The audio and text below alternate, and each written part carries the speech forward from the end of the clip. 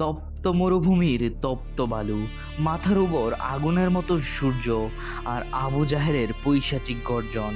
মাঝখানে দাঁড়িয়ে আছে এক বৃদ্ধ নারী। শরীরের প্রতিটি রক্তবিন্দু দিয়ে তিনি যা লিখেছিলেন তা ছিল পরবর্তী 1400 বছরের ইতিহাসের এক অনন্য মহাকাব্য। তিনি সুমাইয়া বিনতে খাব্বাত, ইসলামের প্রথম শহীদ।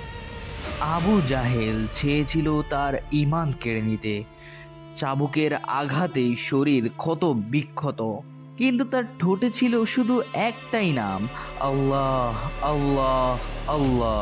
নবীজি সাল্লাল্লাহু আলাইহি ওয়াসাল্লাম পাশ দিয়ে যাওয়ার সময় ব্যথিত হৃদয়ে বলেছিলেন, হে ইয়াসির পরিবার, ধৈর্য ধরো, তোমাদের জন্য জান্নাতের ওয়াদা রয়েছে।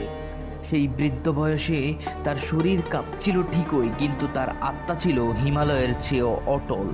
আবু জাহেল যখন দেখল কোনো নির্যাতনই তাকে টলাতে পারছে না, তখন সে ক্ষোভে অন্ধ হয়ে নিষ্ঠুরতম সিদ্ধান্তটি নিল।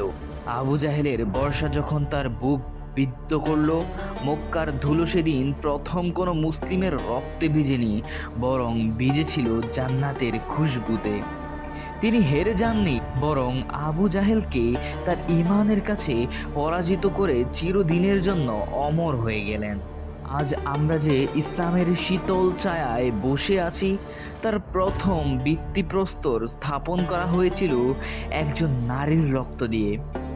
পৃথিবীর কোনো সম্রাট যা পারেনি, একজন কৃতদাসী বৃদ্ধা তা করে দেখিয়েছেন।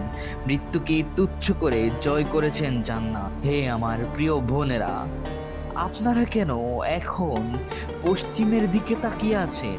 সেই মহিয়সী নারীদের দিকে তাকান। তাদের জীবন দর্শন নিজের জীবনে প্রতিফলন ঘটান।